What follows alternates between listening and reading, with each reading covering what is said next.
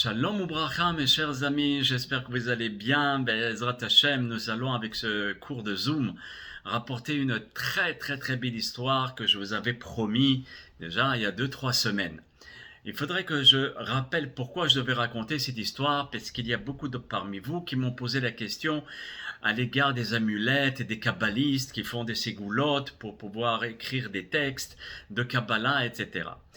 Alors, je suis un petit peu vigilant à ce sujet parce que les Mekoubalim ne sont pas tous les côtés.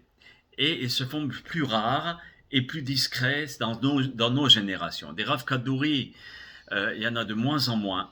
Si on me dit qu'on va écrire une amulette écrite par le Rabbi David Abouhatzera, ou des grands ou bien de Rav Kanievski, je dirais, c'est du béton armé. Mais malheureusement, hein, les petits kabbalistes qui sont à droite, à gauche et puis qui font des spectacles et du show, ça, il faut faire très attention, il faut être très vigilant avant de s'engager, parce que c'est les forces de l'impureté. Et on va l'expliquer à travers notre histoire. Donc maintenant, qu'est-ce que c'est la Kabbalah Maasite? Nous avons la Torah que Dieu a donnée, les 5 livres de la Torah. Avec cette Torah, il a donné le Midrash, la Kabbalah, le Zohar, même s'il a été écrit par Rabbi Shimon Bar Yochai, mais de l'autre côté, ça a été déjà transmis au moment du Har Sinai. Et aussi, Akadosh Baruch Hu a transmis à Moshe Rabbeinu la Kabbalah. C'est tout ce qui est en ce qui concerne les sphirotes, les sphères, comment le corps humain est construit, la terre, comment elle a été construite, à partir de quand, les calculs, les noms de Dieu, etc. Mais la Kabbalah Maasit, c'est bien plus haut. Cela veut dire qu'on va se servir des noms de Dieu afin de changer le cours des choses. Un exemple, il y a une guerre, il y a une épidémie, alors on va utiliser des noms de Dieu et hop là, c'est terminé, on enlève l'épidémie ou bien la guerre. Alors il faut savoir que la Kabbalah Maasit, 1, ne peut être obtenue que par des grands mais très grands kabbalistes. De 2, de demander la permission à un Kadosh Baruch Hu comme ça s'est fait dans le temps. Et parfois, ils ont reçu la réponse positive et parfois négative. Par rapport à certaines guerres, par rapport à certains décrets qu'il y avait eu, quand les Mekoubalim ont posé la question est-ce qu'on peut utiliser la Kabbalah Maasit afin de contrer ce décret, on leur a dit non, c'est une décision d'Akadosh Baruch Hu. En d'autres termes, le vrai kabbaliste, lui, il ne va pas commencer à déroger et puis dire j'en ai rien à faire de ce qu'Akadosh Baruch Hu peut décréter, moi je vais faire ici l'ordre. Et ça, c'est très dangereux. Et tu as le kabbaliste qui va écouter, se plier et dire Baruch Hashem, Hashem, il dirige le monde, ce n'est pas moi qui dirige le monde, je me soumets à sa décision. S'il me dit de ne pas utiliser ces noms de Dieu et ces forces qui sont à l'intérieur de la Torah, je ne le fais pas parce que je me soumets au grand patron. Et c'est ça, si vous voulez, toute la différence entre un vrai kabbaliste et un faux kabbaliste. Ou bien un kabbaliste qui commence à ressentir de l'ego, de ressentir la force, comme il y a eu dans tous les temps. Un Shabbatai Tzvi, il n'était pas fou au début. C'était un grand kabbaliste qui maîtrisait tous les textes de la Kabbalah, mais qui malheureusement, à un certain moment, il y a eu un abus de ses forces, un abus de sa propre personne, et c'était très mal dirigé. Donc automatiquement, il s'est branché, Akadosh Baruch Hu l'a branché par les forces du mal, parce que les forces du bien et les forces du mal, les deux sont identiques. La seule différence, c'est que les forces du mal, après, se retournent contre nous, si on les a utilisées, comme la sorcellerie, ou bien les chédim, les créatures que Dieu avait à créer, et on va les utiliser pour nous, afin de nous servir. Et à ce moment-là, quand on va les utiliser sans l'autorisation d'Akadosh Baruch Hu, il est évident que la personne, elle tourne kazakh. C'est une catastrophe ce qui peut arriver, comme nous dit le Rabbi Yitzhak Luria dans la Kabbalah. Dans le Etz HaHaim, le livre de la Kabbalah, dans la Akdama, c'est-à-dire dans la préface, le Rabbi Yitzhak Luria prévient tous les kabbalistes en disant avant d'étudier la Kabbalah, avant d'étudier la Kabbalah qui remplit tout son être de Torah, Kersur c'est son ventre, mais cela veut dire tout son être de Torah, qu'il soit Baki Bachas ou Baposkim, qui connaissent le Talmud entier et tous les décisionnaires, ça veut dire la halacha, et c'est pas un petit débutant qui va commencer à toucher à ces choses-là, ça c'est évident. Il faut que ce soit un crack. Et rien qu'après ça, il a le droit de s'initier à la Kabbalah. Et encore plus haut, si c'est la Kabbalah Mahasit, il faut que ce soit quelque chose vraiment qui est selon l'autorisation d'Akadosh Baruch Hu. On le voit très bien, mes chers amis, quand Akadosh Baruch Hu, il dit à Yosef, tu as jugé tes frères d'une manière négative, tu n'avais pas à dire qu'ils mangeaient non cachère. Parce que c'est faux, ils mangeaient cachère. Mais toi, tu as vu un acte, et selon cet acte, tu as déterminé que tes frères ne mangent pas cachère.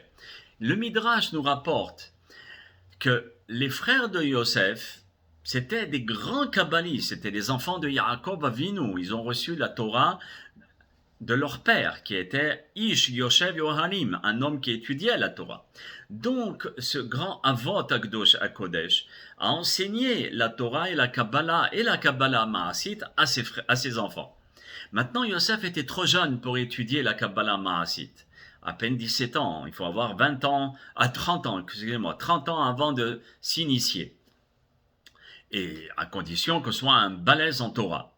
Et donc, les frères étaient ensemble, et à ce moment-là, ils avaient besoin de manger, il n'y avait pas de troupeau, donc ils ont dessiné sur le sol la forme d'un bœuf, et ils ont dit un des noms de Dieu, et automatiquement ce bœuf est devenu un vrai bœuf. Vous voyez, c'est incroyable. Ça veut dire la Kabbalah Maasit, tu peux faire avec ce que tu veux, voler, te changer de personne, vous voyez, comme Aladdin. Vous voyez, ce dessin animé, eh ben, je suis sûr et certain qu'il y a des Bnei Israël derrière qui connaissaient la Kabbalah et qui ont dit, voilà, qu'est-ce que l'homme il est capable de faire, de changer lui-même et de changer tout ce qui est autour de lui.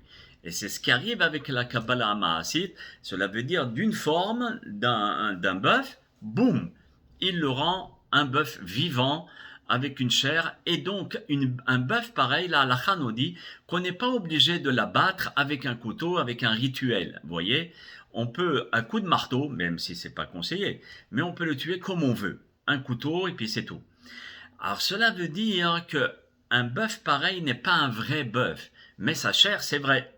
Et donc quand Yosef a vu ça, que les enfants tuaient un bœuf à coup de couteau, mais pas selon la shrita, ils l'ont égorgé, mais sans la shrita. À ce moment-là, Yosef a dit à son père, mes frères ne mangent pas cachère.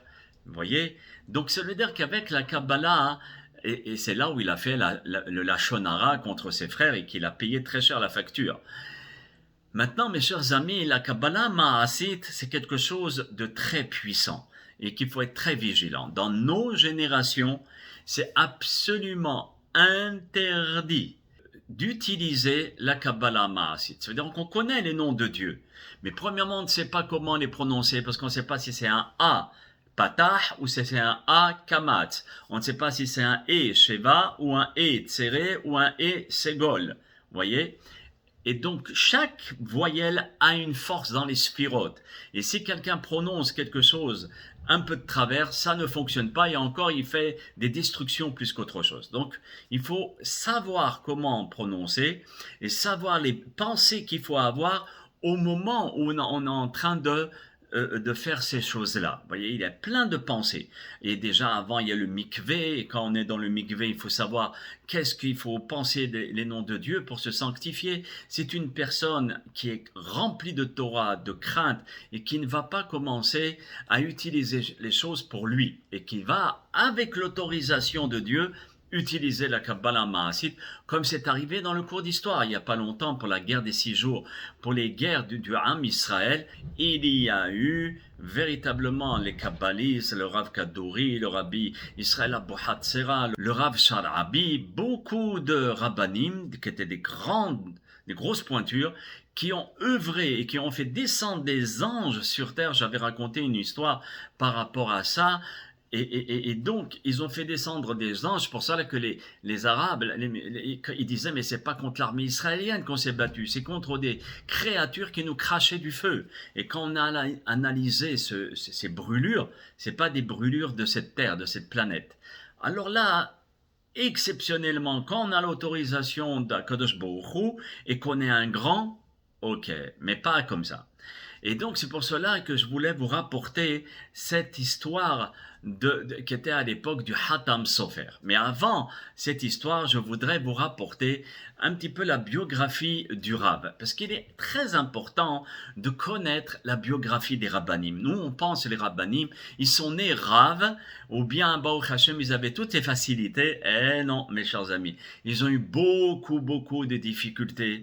Chaque Rav a eu son lot d'épreuves et son lot de difficultés.